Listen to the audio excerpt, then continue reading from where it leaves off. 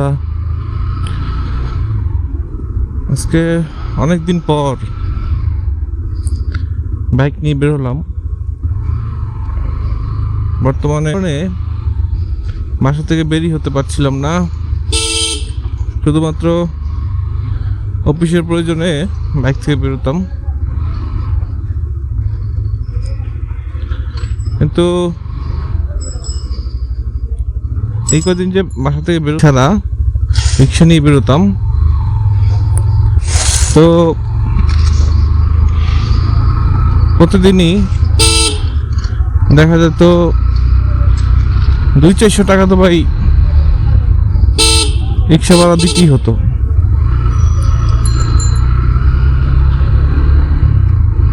তো বর্তমানে লকডাউন দেখতেছেন ঢাকার অবস্থা কিরকম।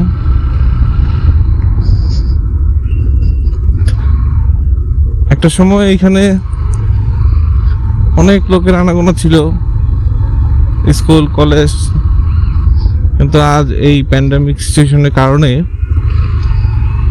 সবই কেমন জানি নীরব হয়ে গেল। আমার সামনে মুসলিম স্কুল, ডান পাশে কবি নজরুল, এই যে ভিক্টোরিয়া পার্কটা দেখতে পাচ্ছেন আপনারা, এখানে প্রতিদিন সকালবেলায় অনেক লোক এখানে হাঁটাহাঁটি করতে আসতো, কিন্তু লকডাউনের কারণে এখন সেটাও মোটামুটি বন্ধ হওয়ার পর্যায়ে চলে আসছে।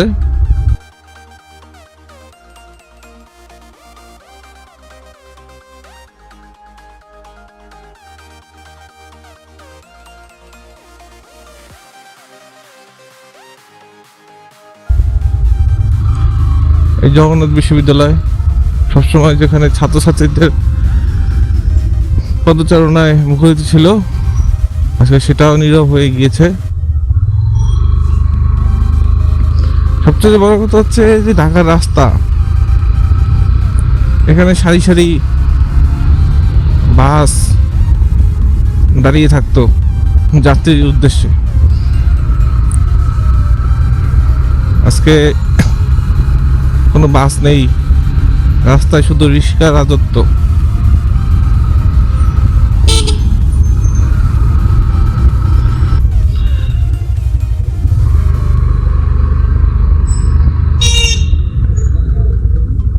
যেটা বলতে চাচ্ছিলাম সেটা হচ্ছে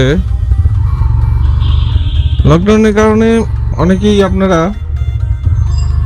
আপনাদের পছন্দের বাইকটি বাসায় ফেলে রাখেন।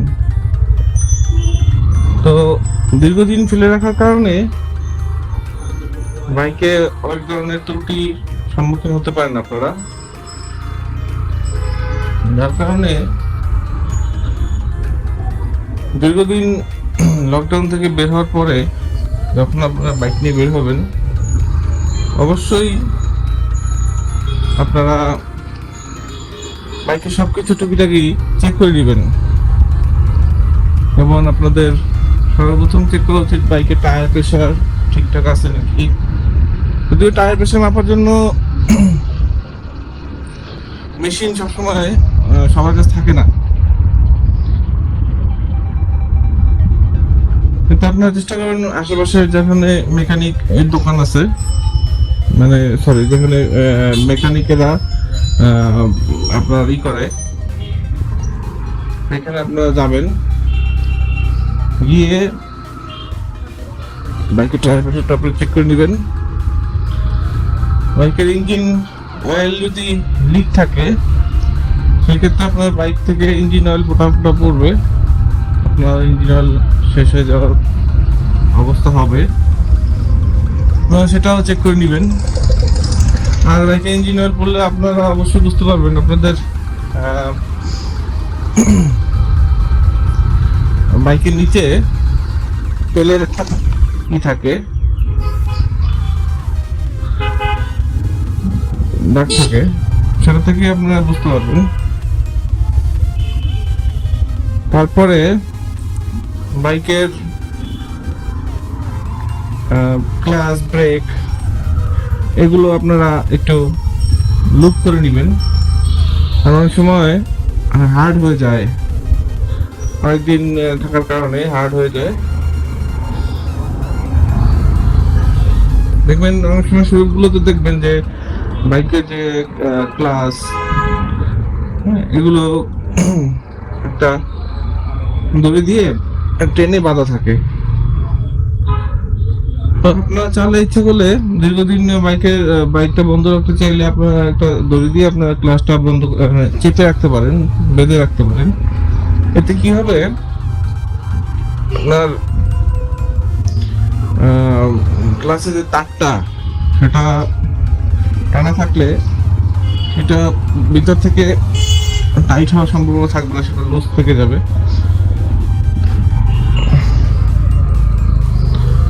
তারপরে আপনারা বাইকে অবশ্যই যখন আপনারা বাইকটা কি করবে তখন অবশ্যই পরিষ্কার পরিচ্ছন্নভাবে বাইকটাকে রাস্তায় নামানোর চেষ্টা করবেন। অনেকদিন থাকার কারণে জেলি বাষ্প জমে থাকে বাইকে, এতে আপনার বাইকের মরিচা স্থায়িত্ব বাড়তে পারে।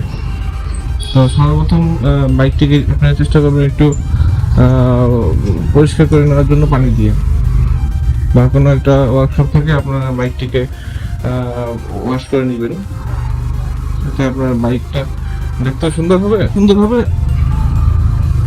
লুকসটাও অনেকটা আকর্ষণীয় থাকবে, নতুনের মতো থাকবে। বাইকের প্রতি আপনারা যত নিবেন, এই বাইক আপনারা ততদিন আপনি ইউজ করতে পারবেন। আমি বর্তমানে যে বাইকটা চালাচ্ছি সেটা হচ্ছে ইয়ামাহার একটা বাইক, ইয়ামাহা এফজেড ভার্সন 3। দীর্ঘদিন যাবতই আমি এই বাইকটি চালিয়ে আসতেছি।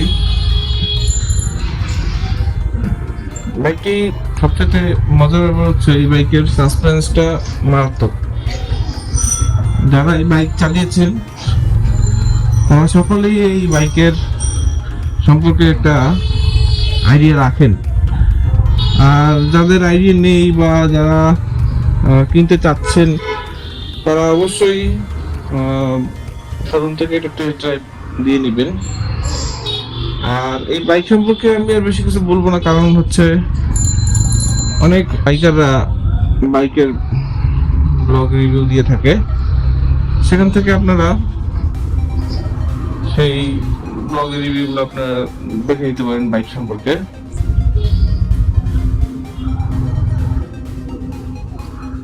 আমি একটু আগে মাংস লোড করে আসলাম। রাস্তায় রিক্সা ছাড়া তেমন কোনো পরিবহন লক্ষণীয় না।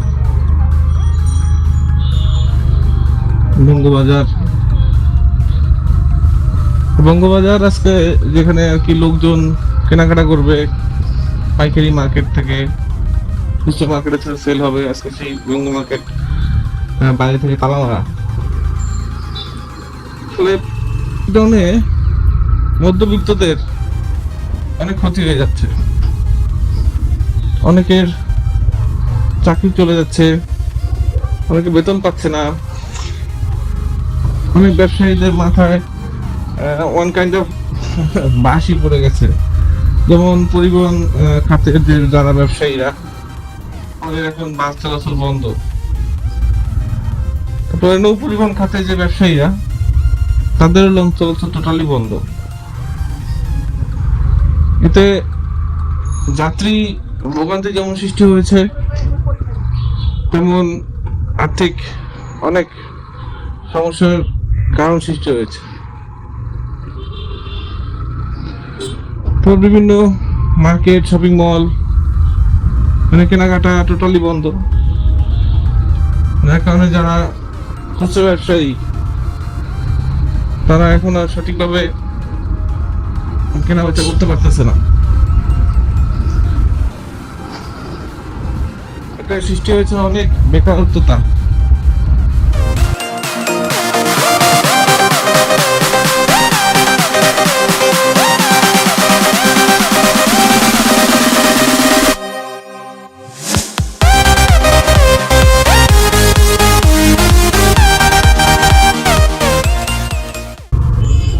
বন্ধুরা, আমি আছি ঢাকা মেডিকেলের কাছে।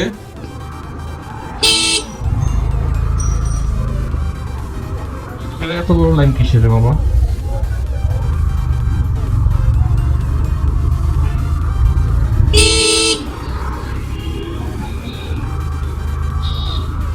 এখানে হয়তো বা কোনো পরীক্ষা আছে।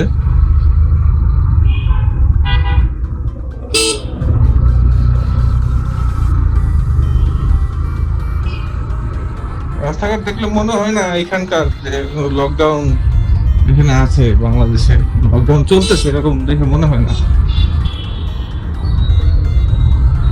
সব স্বাভাবিক, শুধু রাস্তায় বাস নাই, কিন্তু সব আছে।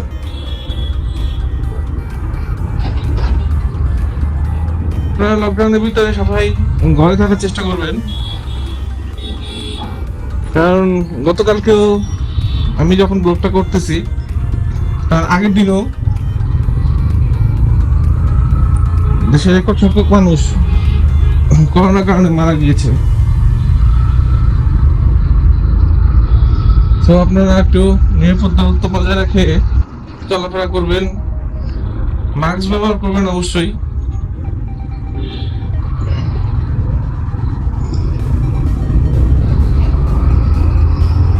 আপনারা যদি একটু সচেতন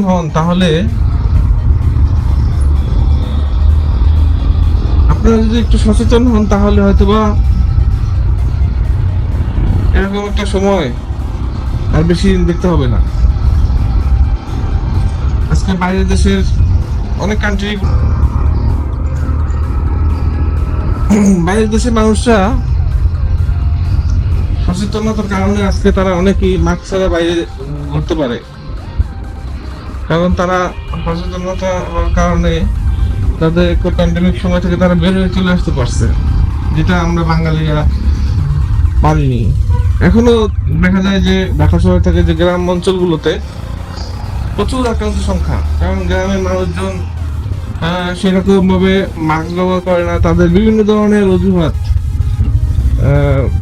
দেখা যায় যে তারা কেন মাস্ক পরবে, মাস্ক পরলে শ্বাস নিতে পারছো না, মাস্ক পরলে আরো উল্টা করোনা হয়, বিভিন্ন অনেক কিছুই আর কি তারা বলে থাকে আর কি, যার কারণে তারা সঠিকভাবে কোনো নিয়ম কানুনই মানে না, কিন্তু আক্রান্ত হচ্ছে অনেক। আজকে দক্ষিণাঞ্চল, উত্তরাঞ্চল ম্যাক্সিমামই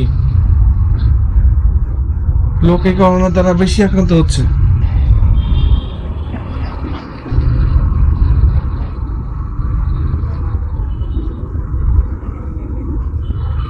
আমি এখন বর্তমানে বঙ্গবন্ধু মেডিকেল কলেজ হসপিটালের সামনে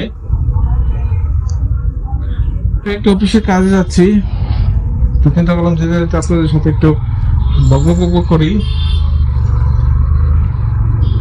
কারণ অনেকদিন হচ্ছে আপনাদের কোনো ভিডিও আমি দিতে পারছি না, কারণ আমি বাসা থেকে বেরোতে পারলেও আমি এই বাইকটি নিয়ে বেরোতে পারতেছিলাম না, বা ক্যামেরা সেটআপটা নিয়ে বেরোতে পারতেছিলাম না।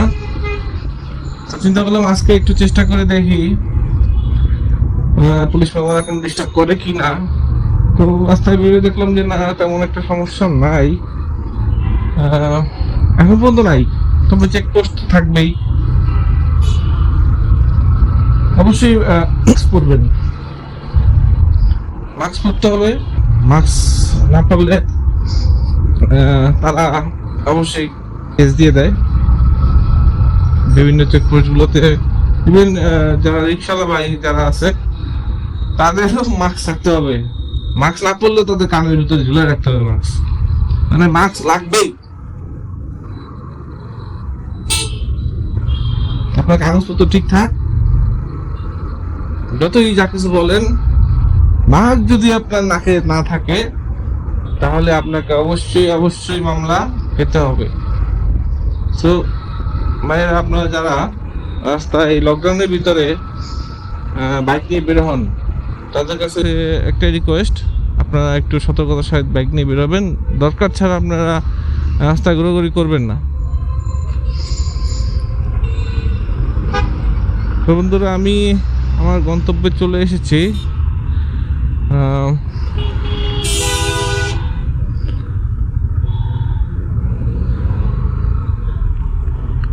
আপনারা আমার চ্যানেলটিকে একটু সাবস্ক্রাইব করে দিবেন। আমার এই ব্লগটা যদি একটু ভালো লাগে তাহলে অবশ্যই একটা লাইক দিয়ে দিবেন, শেয়ার করে দিবেন, যাতে আপনার বন্ধুরাও আপনার এই ব্লগটি উপভোগ করতে পারে।